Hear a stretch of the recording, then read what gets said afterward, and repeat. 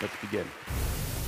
Threats in the wake of bin Laden's death have spiked. Famine in Somalia. Police pepper spray. Vicious cartels. Costa cruise line. Societal decay. 65 dead. Tsunami warning. Cyber attacks. Drug war. Mass destruction. Tornado. Recession. Default. Doomsday. Egypt. Syria. Crisis. Death. Disaster. Oh my God. So those are just a few of the clips I collected over the last 6 months. Could have easily been the last 6 days or the last 6 years. The point is that the news media preferentially feeds us negative stories because that's what our minds pay attention to. And there's a very good reason for that. Every second of every day, our senses bring in way too much data than we can possibly process in our brains. And because nothing is more important to us than survival, the first stop of all of that data is an ancient sliver of the temporal lobe called the amygdala. Now, the amygdala is our early warning detector, our danger detector. It sorts and scours through all of the information, looking for anything in the environment that might harm us. So given a dozen news stories, we will preferentially look at the negative news. And that old newspaper saying, if it bleeds, it leads, is very true. So given all of our digital devices that are bringing all the negative news to us 7 days a week, 24 hours a day, it's no wonder that we're pessimistic. It's no wonder that people think that the world is getting worse. But perhaps that's not the case. Perhaps instead, it's the distortions brought to us of what's really going on. Perhaps the tremendous progress we've made over the last century by a series of forces are in fact accelerating to a point that we have the potential in the next 3 decades to create a world of abundance. Now, I'm not saying we don't have our set of problems. Climate crisis, species extinction, water and energy shortage, we surely do. And as humans, we are far better at seeing the problems way in advance, but ultimately, we knock them down. So, let's look at what this last century has been to see where we're going. Over the last 100 years, the average human lifespan has more than doubled. Average per capita income adjusted for inflation around the world has tripled. Childhood mortality has come down a factor of 10. Add to that the cost of food, electricity, transportation, communications have dropped 10 to 1,000-fold. Steve Pinker has showed us that, in fact, we're living during the most peaceful time ever in human history. And Charles Kenny, that global literacy has gone from 25% to over 80% in the last 130 years. We truly are living in an extraordinary time. And many people forget this. And we keep setting our expectations higher and higher. In fact, we redefine what poverty means. Think of this. In America today, the majority of people under the poverty line still have electricity, water, toilets, refrigerators, television, mobile phones, air conditioning, and cars. The wealthiest robber barons of the last century, the emperors on this planet, could have never dreamed of such luxuries. Underpinning much of this is technology, and of late, exponentially growing technologies. My good friend Ray Kurzweil showed that any tool that becomes an information technology jumps on this curve, on Moore's law, and experiences price performance doubling every 12 to 24 months. That's why the cell phone in your pocket is literally 1,000,000 times cheaper and 1,000 times faster than the supercomputer of the 70s. Now look at this curve. This is Moore's law over the last 100 years. I want you to notice 2 things from this curve. Number 1, how smooth it is. Through good time and bad time, wartime and peacetime, recession, depression, and boom time. This is the result of faster computers being used to build faster computers. It doesn't slow for any of our grand challenges. And also, even though it's plotted on a log curve on the left, it's curving upwards. The rate at which the technology is getting faster is itself getting faster. And on this curve, riding on Moore's law, are a set of extraordinarily powerful technologies available to all of us.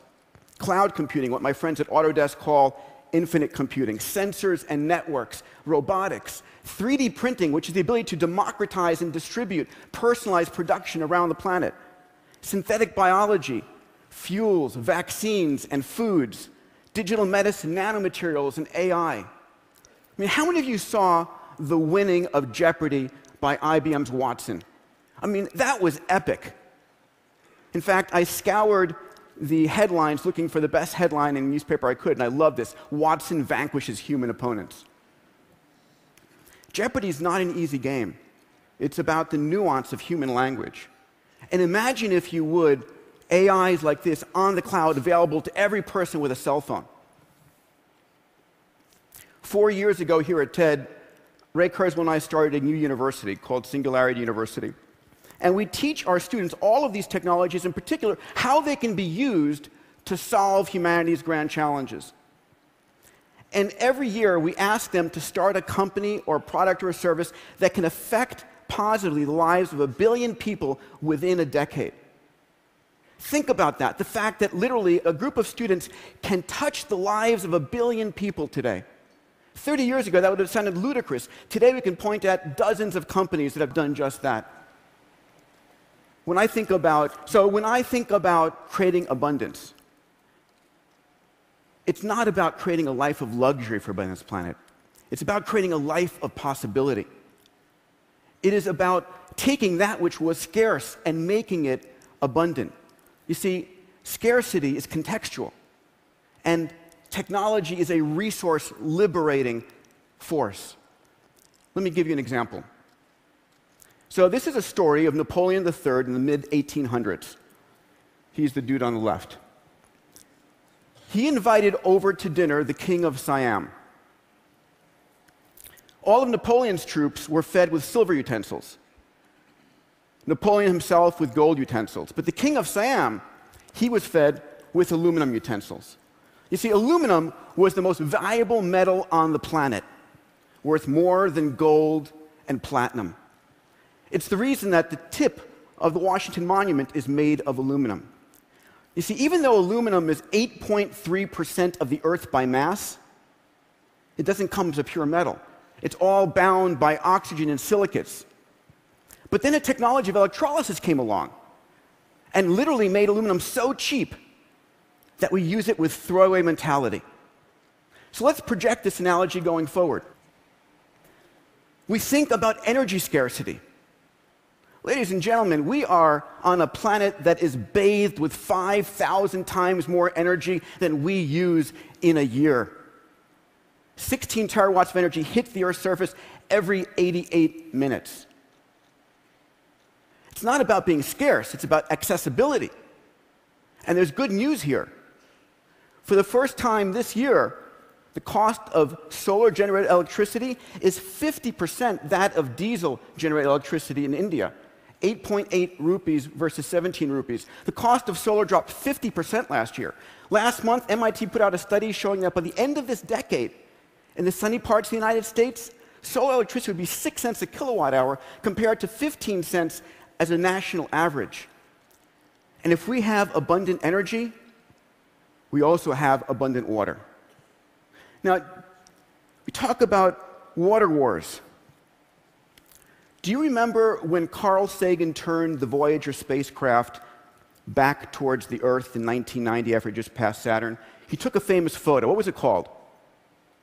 Right, a pale blue dot. Because we live on a water planet. We live on a planet 70% covered by water. Yes, 97.5% is salt water, 2% is ice, and we fight over 0.5% of the water on this planet. But here, too, there is hope. And there is technology coming online not 10, 20 years from now, right now. There's nanotechnology coming on, nanomaterials. And the conversation I had with Dean Kamen this morning, one of the great DIY innovators I'd like to share with you, he gave me permission to do so. His technology called Slingshot, that many of you may have heard of, It's the size of a small dorm room refrigerator. It's able to generate 1,000 liters of clean drinking water a day out of any source, salt water, polluted water, latrine, at less than 2 cents a liter. The chairman of Coca-Cola has just agreed to do a major test of hundreds of units of this in the developing world. And if that pans out, which I have every confidence it will, Coca-Cola will deploy this globally to 206 countries around the planet. This is the kind of innovation, empowered by this technology, that exists today. And we've seen this in cell phones. My goodness, we're going to hit 70% penetration of cell phones in the developing world by the end of 2013. Think about it, that a Maasai warrior on a cell phone in the middle of Kenya has better mobile comm than President Reagan did 25 years ago. And if they're on a smartphone on Google, they've got access to more knowledge and information than President Clinton did 15 years ago. They're living in a world of information and communication abundance that no one could have ever predicted. Better than that, the things that you and I spent tens and hundreds of thousands of dollars for, GPS, HD video and still images, libraries of books and music, medical diagnostic technology, are now literally dematerializing and demonetizing into your cell phone. Probably the best part of it is what's coming down the pike in health. Last month, I had the pleasure of announcing with Qualcomm Foundation something called the $10 million Qualcomm Tricorder X Prize. We're challenging teams around the world to basically combine these technologies into a mobile device that you can speak to, because it's got AI, you can cough on it, you can do a finger blood prick, and to win, it needs to be able to diagnose you better than a team of board-certified doctors. So literally, imagine this device in the middle of the developing world where there are no doctors, 25% of the disease burden and 1.3% of the healthcare workers. When this device sequences an RNA or DNA virus that it doesn't recognize, it calls the CDC and prevents the pandemic from happening in the first place. But here is the biggest force for bringing about a world of abundance. I call it the rising billion. So the white lines here are population. We just passed the 7 billion mark on Earth. And by the way, the biggest protection against a population explosion is making the world educated and healthy. In 2010, we had just short of 2 billion people online connected. By 2020, that's going from 2 billion to 5 billion internet users. 3 billion new minds who have never been heard from before are connecting to the global conversation. What will these people want? What will they consume? What will they desire? And rather than having economic shutdown, we're about to have the biggest economic injection ever. These people represent tens of trillions of dollars injected into the global economy. And they will get healthier by using the tricorder, and they'll become better educated by using the Khan Academy, and by literally being able to use 3D printing and infinite computing more productive than ever before. So what could 3 billion rising, healthy, educated, and productive members of humanity bring to us? How about a set of voices that have never been heard from before? What about giving the oppressed, wherever they might be, the voice to be heard and the voice to act for the first time ever? What will these 3 billion people bring? What about contributions we can't even predict? The one thing I've learned at the X Prize is that small teams, driven by their passion with a clear focus, can do extraordinary things. Things that large corporations and governments could only do in the past. Let me share and close with a story that really got me excited. There is a program that some of you might have heard of. It's a game called Fold It. It came out of the University of Washington in Seattle. And this is a game where individuals can actually take a sequence of amino acids and figure out how the protein is going to fold. And how it folds dictates its structure and its functionality. It's very important for research in medicine, and up until now, it's been a supercomputer problem. And this game has been played by university professors and so forth, and it's literally hundreds of thousands of people came online and started playing it. And it showed that, in fact, today, The human pattern recognition machinery is better at folding proteins than the best computers. And when these individuals went and looked at who is the best protein folder in the world, it wasn't an MIT professor, it wasn't a Caltech student. It was a person from England, from Manchester, a woman, who during the day was an executive assistant at a rehab clinic, and at night was the world's best protein folder.